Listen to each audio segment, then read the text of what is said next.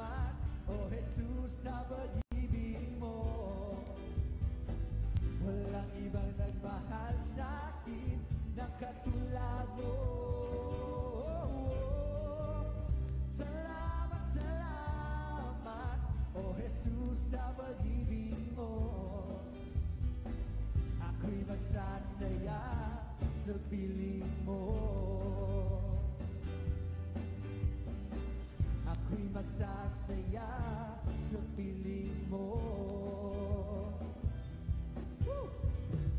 Ako'y magsasaya sa piling mo. Piling mo ang kagalakan sa puso ko noon, ngayon, kailanman. Aawit sa sayang lumalhati, papalakpak sisigaw, dadakilain, nagumabos sa piling mo. Ang kagalakan sa puso ko noon, ngayon, kailanman, Panginoon. Hallelujah! Sinasamba ka namin, Panginoon, sa araw na ito. Thank you, Jesus. Ikaw ang pinakatabi sa palakpak. Bumuli mo para sa Panginoon. Hallelujah! Aawit sa sayaw, luwalhati, papalakpak sisigaw, dadakilain, nagumabos sa piling mo. Ang kagalakan sa puso ko noon, ngayon, kailanman. Sige! Aawit sa sayaw, luwalhati, papalakpak sisigaw, dadakilain, nagumabos sa piling mo. Ang kagalakan sa puso ko noon, ngayon, kailanman. Noon, ngayon, kailanman. Noon, Ngayon, kailanman, Panginoon. Yan, hello everyone. Ayan, good evening po sa bawat sa atin. Ayan, good morning, good afternoon. Anumang oras tayo naroon, no po. Salamat po sa Diyos na tayong muli po ay nagbabalik. Yan po, welcome everyone sa bawat sa atin. Shout out sa bawat sa atin, ano. Ayan, Kuya Virgil at Ninang Priscilla Mindillo, yan, Ninang sa Norte. Good evening, Ate Ruth, yan, shout out to you, si Rudy, lahat sa bawat sa po sa atin, sa purihin po ang Panginoon na tayong lahat ay muli, ano po, ngayong gabi ay mag-aaral, no, ng mga salita ng ating Panginoon, no. Sabi nga natin, real life issues ang pag-uusapan natin. Yan. So itong ating pag-uusapan ngayon ay talagang real life issues. Ayan. So again, welcome, Pastor Edric po ito, yung lingkod sa ating Global Harvest Goshen Ministry. So real life issues podcast, kung saan, sabi ko nga po, pinag-uusapan natin ang totoong struggle sa buhay at paano natin ito maharap. Siyempre kasama si Lord, yan po importante. So ang ating topic for tonight is something a lot of us go through, no? Pero madalas hindi natin napag-uusapan ng malalim itong issue na ito about burnout. Okay, ito yung ating pag-uusapan tonight, no?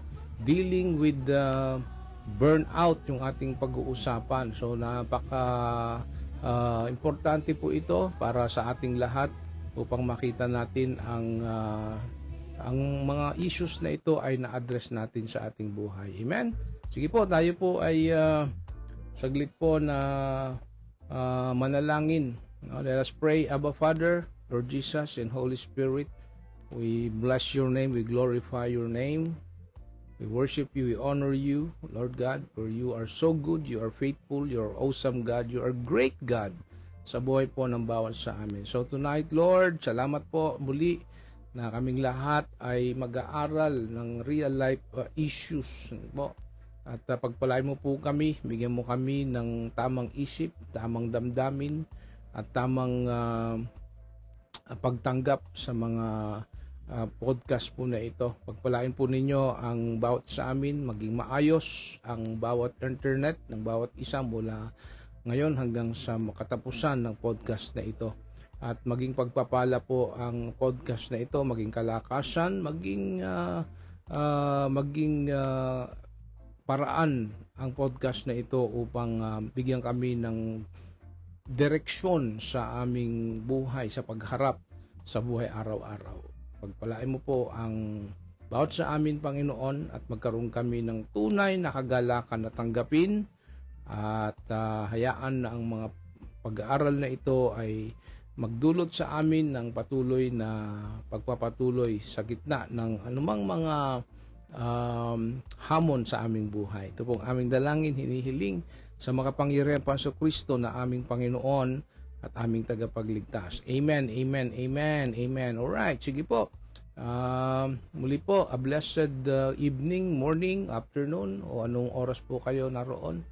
Sa mga nandiyan po ngayon, live tayo, at maging sa mga replay pa nito, sa mga manunood, ay pagpalain tayo ng Panginoon. So, as ko pong sabihin sa atin, may kilala ko ba yung cellphone na halos buong araw ay naka-charge o yung cellphone ninyo ay naka-charge? Ginagawa nyo ho ba na ang cellphone po ninyo ay buong araw na naka-charge? Pero mabilis pa rin malobat? Yun ang problema, no? Naka-charge buong araw pero mabilis pa rin malobat itong cellphone na ito. May problema, di po ba? Kahit anong recharge mo doon sa cellphone, alam nyo, parang hindi bumabalik sa dati ang performance, no? Sa totoo lang, no po, ganyan din ang nangyayari po sa atin kapag yung buhay natin ay tinatawag nating may burnout. Yan. Ano ba yung burnout? Na may pag-usapan na punong-puno ka ng yung gawain, pagod at pressure. Pero kahit magpahinga ka, pakiramdam mo hindi pa rin sapat. So yun ang tinatawag nating burnout, no? Punong-puno ka ng gawain, pagod at pressure, over-fatigue, sabi nga natin. Pero kahit magpahinga ka, pakiramdam mo hindi sapat. So may problema, no? Kung ganun ang sitwasyon o kung ganun ang kalagayan ng bawat sa po sa atin. Burnout, no po, friends, brothers and sisters in Christ, is not just about, being tired. Yan. It's about being what? Drained, physically, emotionally, relationally, financially, and spiritually. So lahat yan, no, sa bahagi ng buhay natin, maaring nakakaranas ka o baka hindi ka aware na mayroong burnout na nangyayari sa iyo. So ibig sabihin po, ang burnout ay holistic po yan, no, na nangyayari sa kabuuan ng buhay natin, physically, emotionally, relationally, okay, spiritually, even financially. So ibig sabihin po, tayong mga tao, no, hindi tayo exempted sa mga burnout o sa mga tinatawag nating tayo ay nadidrain, yan, no, napapagod, may pressure o over-fatigue. Mahirap po yan pag hindi po natin po na-address at hindi ho natin inamin, lalo tayo, baka may mga sintomas tayo na burnout tayo. At pag yan po ay hinayaan natin at hindi ho natin bigyan ng tamang kaukulang pansin, may mga bagay na affected ang buhay natin. Alright? So, ulitin ko, burnout is not just about being tired. It's about being drained physically, emotionally, relationally, spiritually, and financially. Alright, so tingnan natin. Burnout, sabi ko nga po, is more than just being tired. So, ano ibig sabihin nito? It's when you wake up, naranasan nyo po ito, na kapag gising mo, nakatulog ka naman, but when you wake up, pag gising mo sa umaga, and still feel, exhausted, o parang pagod na pagod ka, kahit na nakatulog ka. Alright, kapag nawala na yung motivation, kahit sa mga bagay na dati nagpapasaya sa iyo. So yan, mayroon ka ng ma-recognize mo yung burnout, Kahit kapag nagpe-pray ka, nagwo-worship ka, nagmi-ministry ka, No, busy ka sa mga gawain sa iglesia o sa pamilya o sa negosyo mo, sa pag-aaral mo, no? Parang ang bigat at wala kang masabi. So, yun po ang mga sinasabi nating mga sintomas. Minsan, alam niyo po mga kaibigan, friends, akala natin normal lang yun, no po? Pero totoo, no po, burnout, no, can be a warning sign na kailangan nating mag-pause at mag-rest. So, yan, no po. So, why we get burnt out? Yan po yung ating pag-uusapan. Why we get burnt out? Bakit ba tayo ay nagkakaroon ng pagkapagod, no? Over fatigue or pressure na nangyayari sa atin? So, meron at least, tingnan natin, ano, may 4 na pwede ko pong i-share sa atin ngayon, ano, pag-usapan natin. At tingnan natin kung ikaw ay nandyan sa kategorya why we get burnt out. Okay? So, number 1, no po, overcommitment, no? Overcommitment. Ano ibig sabihin po nito? Too many responsibilities, not enough rest. Ang ibig sabihin niyan, ano? Overcommitment ay kapag sobra na ang kinuha mong gawain, yan, no? Kaysa sa oras, sa kaya ng oras mo. Overcommitment yan, ano? So, kinuha mong gawain kaysa kaya ng oras, lakas at isip mo, parang isang plato. Ano po, example nito, parang isang plato na nilagyan ng masyadong maraming pagkain.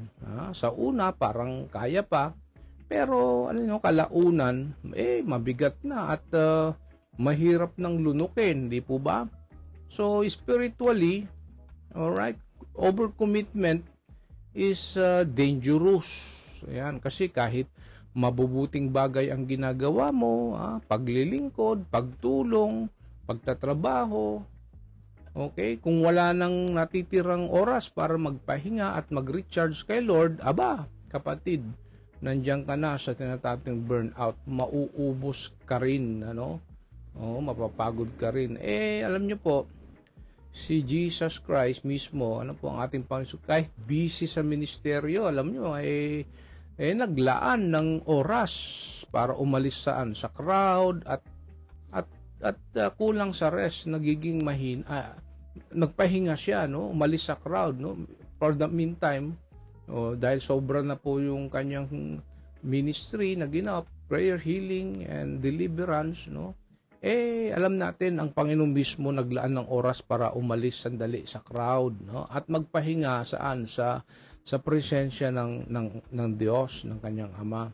At makikita po natin yan sa Mark 6:31 sa Luke 5:16. Alam niyo po mga kapatid, mga kaibigan, kapag sobra ang lahat, hindi maganda. Tama, alam niyo po yan, ano? Kapag ang mga bagay ay labis-labis, sobra-sobra, sa kayang-kaya ng ating mga katawan, ng ating mga buhay, hindi mabuti yan. Okay? Kapag sobra ang responsibilidad at kulang sa rest, nagiging mahina ang katawan, mainitin ang ulo, ayan, at madaling sumuko po ang puso. So, ibig sabihin, friends, brothers and sisters in Christ, overcommitments, okay? Overcommitments steal your joy, and focus. So, ano ang solusyon? Matutong magsabi ng no, sa ilan para masabi mong yes sa mga bagay po na talagang mahalaga at kalooban po ng Diyos. So, that's number 1. No? Mamaya, pag-usapan pa rin natin yung sinasabi kong matutong magsabi ng no at magsabi ng yes. Alright. Number 2, when we get burned out, unrealistic expectations. Ayan, unrealistic expectations. Excuse me. Excuse me po. Unrealistic expectations from yourself or from others. Yan pong ibig sabihin ng unrealistic expectations. Unrealistic expectation excuse me, ay yung pressure na mag-perform, mag-excel, o magbigay ng lampas sa limitasyon mo, no? Minsan galing sa sarili mo, minsan naman galing sa ibang tao. Ito po yung, alam niyo po yun, pakiramdam na kailangan mong maging perfect. Palagi, laging available, laging tama, at walang karapatang magkamali.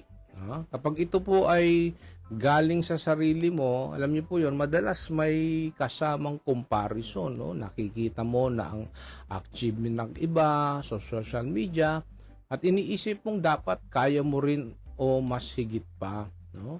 Kapag ito po naman ay galing sa iba, maaring pamilya, sa trabaho, sa ministeryo, sa kaibigan o simbahan, ang may sobrang taas na standard na kahit anong effort mo, pakiramdam mo kulang pa rin, di po ba?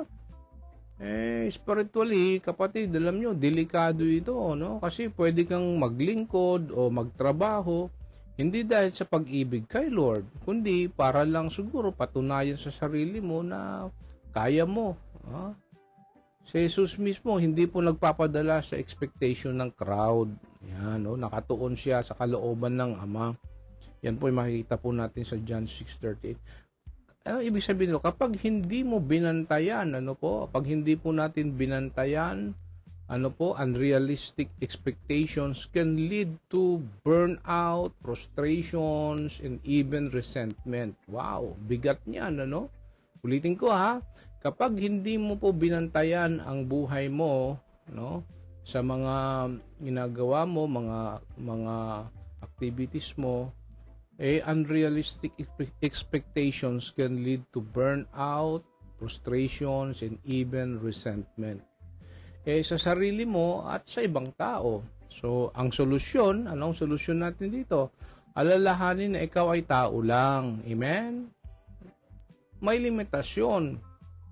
At ang halaga mo ay hindi nakabase sa performance mo, kundi sa pagkakakilan mo po kay Kristo. So that's number 2. Number 3, no boundaries. Yan po yung pangatlo, So review natin why we get burnout, overcommitment. Una, unrealistic expectations. And then number 3, no boundaries. Ayan. Ano ibig sabihin nitong no boundaries?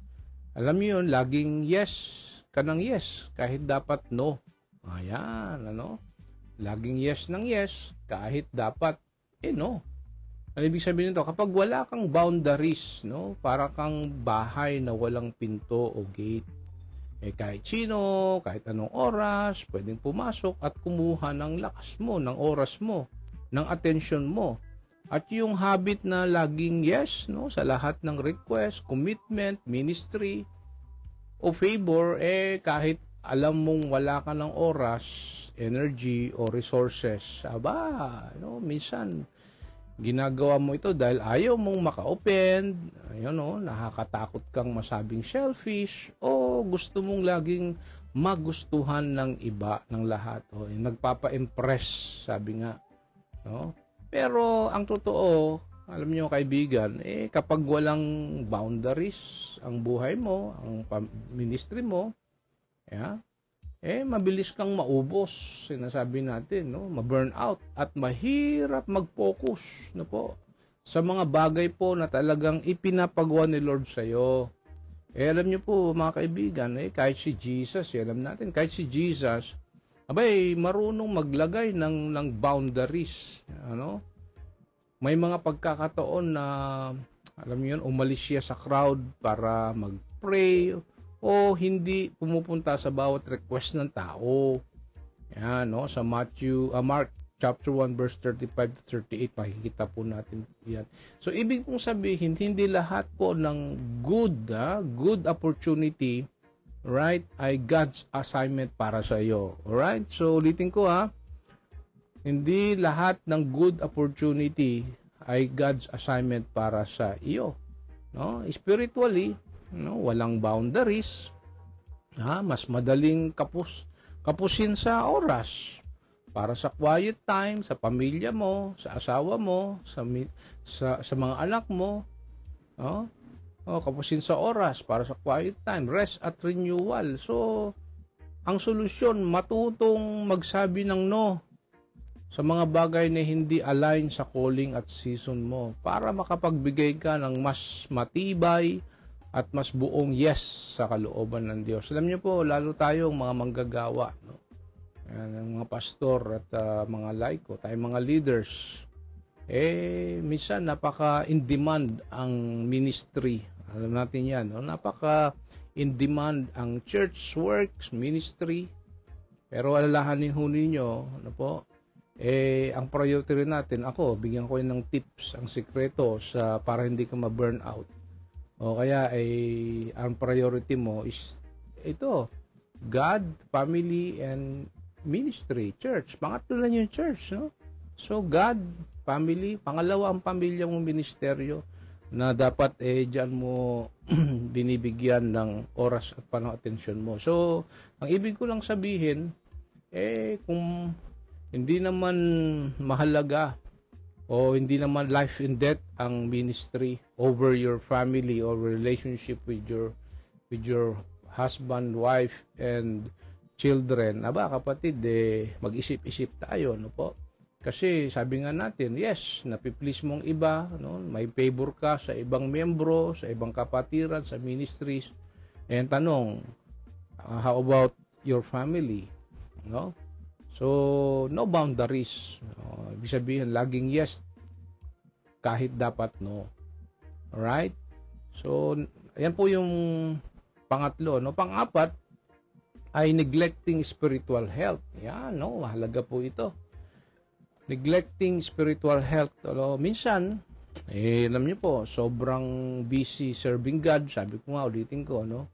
Minsan, sobrang busy ministry, okay? Sa ministry, nakakalimutan na mag-spend time with family, with children, and especially with God. Kapag napapabayaan mo ang spiritual health mo, parang cellphone na hindi na charge, no? Kahit gaano pa kaganda ang features, mawawalan pa rin ng power, hindi po ba?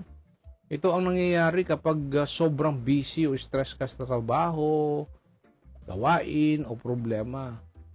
At unti-unting nawawalan po ang oras para sa prayer life mo, worship mo, at pagbabasa ng salita ng Diyos. Alam nyo, minsan, nagsisimula ito sa maliit na compromise. Isang araw lang na hindi mag-quiet time, ayan na, no?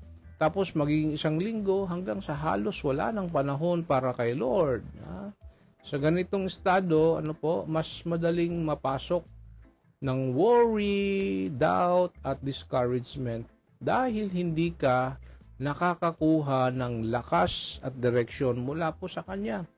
So, sa Bible, alam nyo po, malinaw na sinasabi ni Jesus, okay? Man shall not live on bread alone, but on every word that comes from the mouth of God. Yan, makikita po natin sa Matthew chapter 4, verse 4. Ano po ibig sabihin nito? Kung physical food, mga kapatid, mga kaibigan, ay essential para mabuhay ang katawan, mas lalo na ang spiritual nourishment, no?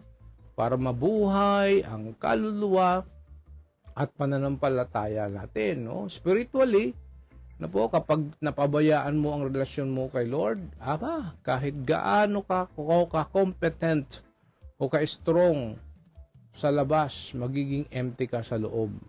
Ang solusyon, anong solusyon natin dito sa number 4? Neglecting spiritual health. Intentionally, mga kapatid, mga kaibigan, maglaan ng oras. Yan, maglaan ng oras para kay Lord, araw-araw, kahit simple pero consistent. Yan, para laging recharge at protected laban sa burnout. So, yan po yung at least, 4 po na why we get burnout, Number 1, overcommitment. Number 2, unrealistic expectations. Number 3, no boundaries. And number 4, neglecting spiritual health. Alright, so tingnan natin, ano po yung biblical perspective nitong ating pinag-uusapan about burnout. Tingnan natin ito, una, itong Matthew 11:28-29. Alam niyo po ito, Matthew 11:28-29. Sabi po doon, Come to me, all of you who are weary and burdened, and I will give you rest. So, wow, ganda ng antidote ng ating Panginoong Kristo, no, sa mga nakakaranas o may sintomas ng maaring burnout, no? Matthew 11:28-29. Come to me, all of you who are weary and burdened, and I will give you rest. So, alam niyo po, sa talatang ito, even Jesus, alam natin, sabi ko nga, took time to rest and pray alone. Di ba? Kung si Jesus nga, mga kapatid, mga kasama, no? Kung si Jesus nga na nagpo-pause, nagre-rest, why do we think na okay lang na tuloy-tuloy tayo hanggang maubos? No? Sometimes, sinasabi natin, pastor, para sa pamilya to, kayod umaga, kayod gabi. No, tama naman yun, no? Kung sinasabing masama ang magtrabaho para sa pamilya, okay? Magnegosyo, maghanap buhay, o gawin natin ang ating mga karir. Pero kung sobra-sobra na yan at labis-labis na yan, at wala na tayong time para mag-give rest, kapatid, yan ang delikado. So, rest is not laziness. Alright? Rest is not laziness. Rest is obedience when it's done God's way. Ano ibig sabihin, no? Kung si Jesus nga, sabi ko mismo, ating Panginoon Kristo, na siya ay Diyos at walang kasalanan, ay marunong huminto, marunong mag-rest, no? Magpahinga at maglaan po ng oras para sa Ama. Kapatid, kaibigan, sino tayo para isipin na kaya nating magpatuloy nang walang pahinga? Kaya mo bang magpatuloy nang walang pahinga? Tanong ko sa iyo. Sige nga. Kaya mo bang magpatuloy nang walang pahinga? Alam niyo po, sa kultura natin bilang mga Pinoy, no, minsan ini-equate ang pahinga sa pagiging tamad. Pero po sa pananaw ng Diyos, ang tamang pahinga po ay hindi katamaran kundi pagsunod.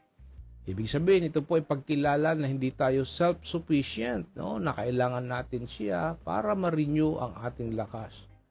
Okay? Physical, emotional, spiritual, even in financial. So, kapatid, kaibigan, kapag nagpahinga tayo, ayon po sa paraan ng Diyos, ano mangyayari?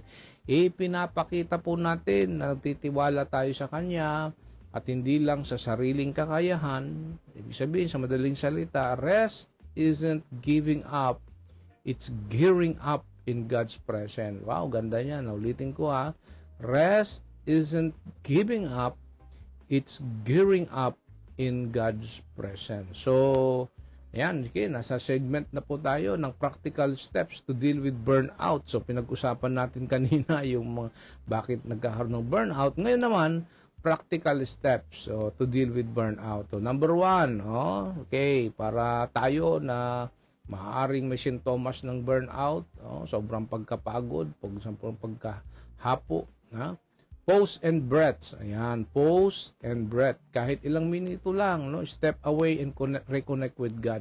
Ibig sabihin nito, ang pause and breath po ay simpleng paalala na sa gitna ng ating mga gawain, problema o stress, mahalaga po na huminto.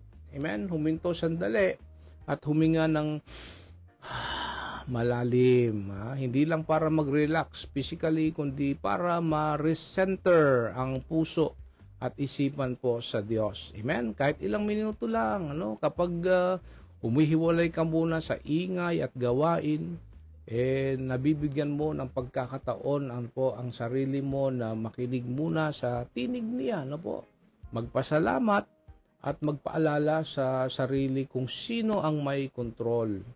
Ito ay parang tinatawag nating break, bigyan natin sarili natin ng break, nagpapalakas ng pananampalataya at nagpapakalma ng puso bago muling sumabak sa laban ng buhay, parang gustong ipahiwatig. Hindi ko lang hinihingahan ang katawan ko, hinihingahan ko rin ang kaluluwa ko sa presensya ng Diyos. Amen? So that's number 1, pause and breath. Number 2, practical steps to deal with burnout. Reevaluate priorities.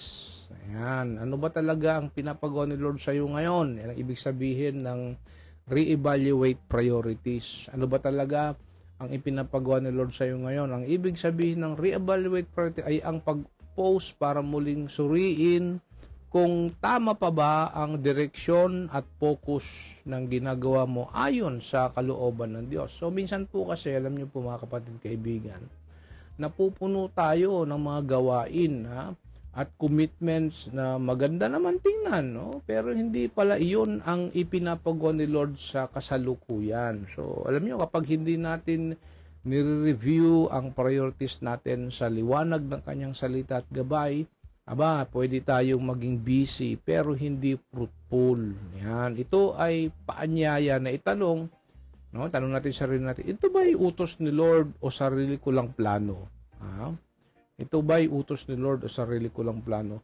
Nakakatulong ba ito sa purpose na ibinigay niya sa akin ngayon? No?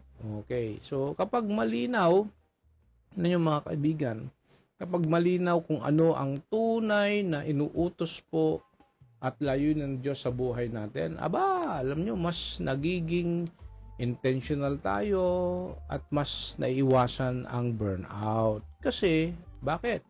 Ginagawa lang natin ang God's assignment, no? Yung kanyang naisin at plano sa atin. Hindi yung aking connection. Ayan, meron na. Okay, nawala ng konti. Sorry po for the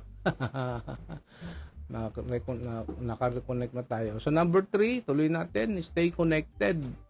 Ayan, ibig sabihin, don't isolate. Okay? Lean on your church family or trusted friends. Ang ibig sabihin ng stay connected ay huwag mong hayaan na mapag-isa ka, lalo na kapag pagod ka, discouraged, or overwhelmed ka sa pag-aaral mo, sa pagninegosyo mo, sa business mo, sa career mo, sa ministry mo. Ayan. So, stay connected, no? Kapag nag-iisa tayo sa ganitong estado, alam nyo, mas madali tayong ma-discourage, no? Mag-overthink at mawalan ng lakas. Kaya, mahalaga na manatiling konektado yan, sa church family o sa mga trusted friends or sa mga care group natin, life group natin, small group natin, no? Na magpapaalala sa atin ng katotohanan ng salita ng Diyos. Okay? Magdasal kasama natin at susuportan sa atin sa panahon ng kahinaan, lalo na sa family, di po? Nung isang araw, pinag-usapan natin ang family matters. So, stay connected, no? Higit sa lahat sa ating family, no? Kung tayo po ay nagbababad, connected tayo sa ating mga friends, sa mga barkada, kaibigan, BBF natin, masigit na stay connected with your family, no? Biological and spiritual family. Sabi nga natin, at the end of the day, sa pamilya tayo umuwi. So, stay connected. No? Lalo na kapag pagod ka, overwhelmed ka, discouraged, overfatigue, overwhelmed, or hindi ka, sabihin, wala kang pahinga, no? Sa mga nangyayari sa buhay natin. So, stay connected, no? Stay connected sa church family, alright? Biological and spiritual family o mga trusted friends na magpaalala sa atin ng katotohanan ng salita ng Diyos. Mag-i-encourage sa atin, no? Magdadasal kasama natin at susuportahan tayo sa panahon ng tawag natin na mayroon tayong ang tawag doon, burnout na tayo, nanghihina tayo, napapagod, discouraged tayo. Ito po ay pagsasabuhay ng Galatia 6:2, no? Sabi po ng Galatia 6:2, bear one another's burdens and so fulfill the law of Christ. So, ganda nito, no po? Magdamayan, magtulungan. Sa simpleng salita, kapatid, no, hindi ka meant maglakbay mag-isa. No? There's no such thing as Lone Ranger Christian, no? Walang Lone Ranger Christian, no? Hindi ka meant maglakbay mag-isa. May pamilya kang ibinigay ni Lord para buhatin ka kapag burnout ka o nanghihina ka o discouraged ka. Alright? So, alam niyo po, naalala ko, this is my personal story, naalala ko po, nagkaroon ako ng time na sa buhay ko minsan, na sobrang dami ng ministry work, no? In demand ang ministry work. at personal commitments, no? Akala ko noon serving God, no, yung ginagawa ko. Pero totoo, I was serving out of empty strength, no? Nung nag-post po ako, I realized hindi ako tinawag ni Lord para maging superhuman. Ayan, no? Tinawag niya ako para maging dependent po sa Kanya.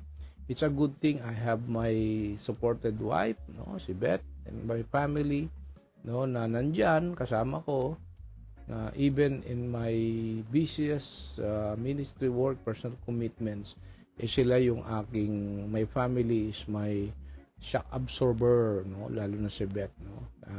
Siyempre, asawa ko siya, kaya alam yun, mga bagay na hindi ko nasasabi sa mga tao, siya yung aking tinatawag kong shock shock absorber. Ayan, no? Ibig sabihin doon, yung mga hinaing, kahinaan, kapaguran, pwede mong masasabi sa kanya. So, ang tawag doon, shock absorber.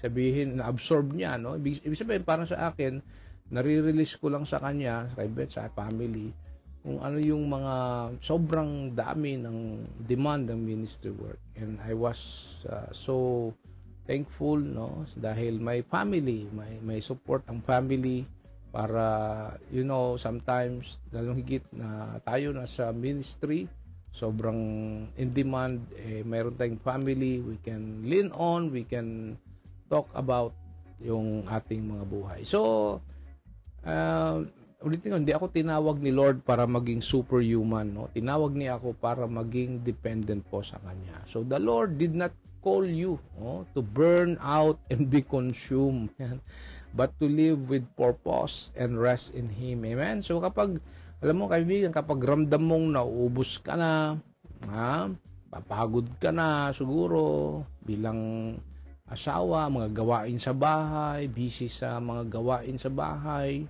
no, sa ministry, sa pag-aaral, sa career, sa mga bagay na alam mong parang nabe-burn out ka na. Kapag ramdam mong nauubos ka na, wag mo nang hintayin na tuluyang madrain bago lumapit kay Lord. Amen? Siya po ang iyong recharge station. Okay? Ang bukal ng lakas at kapayapaan. Even your family, no, your biological and spiritual family. Kaya ngayong linggo, kapatid, kaibigan, piliin mong magpahinga po sa presensya niya at magtiwala po na habang nagpapahinga ka, alam niyo po yun, siya po ay patuloy na gumagawa po sa iyo. So in conclusion po tayo, burnout, na po, tandaan po natin, burnout isn't a sign of weakness, no? It's a warning light that you need God's rest, God's priorities, and God's people. So yan, no, ating conclusion, no, sa ating pong real life issues dealing with burnout. Ulitin ko yung ating conclusion. Burnout isn't a sign of weakness. Amen. It's a warning light that you need God's rest, God's priorities, and God's people. Sige, ang aking pong iwanang verse sa inyo, closing verse, ay mula po sa Psalm 23, no? Verses 2 and 3. Yan, ang sabi po diyan, He makes me lie down in green pastures.